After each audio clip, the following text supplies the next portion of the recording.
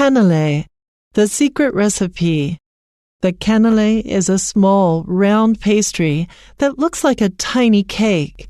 It has also been described as looking like a chef's hat.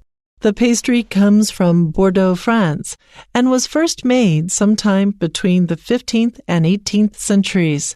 Bordeaux is famous for producing wine, and egg whites were commonly used in the winemaking process.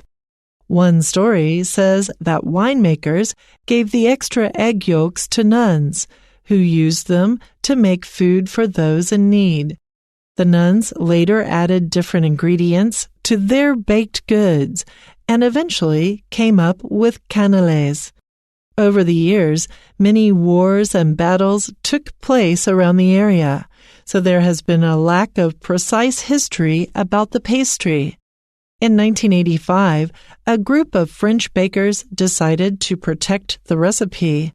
They made the Canelé recipe a part of French heritage and the official property of Bordeaux. Only excellent bakers are allowed to learn the secret recipe. Traditional canelés are made with flour and egg yolks only and are baked in copper molds. They are crispy on the outside and soft on the inside, with flavor that is a little sweet. Modern recipes include things like rum and vanilla.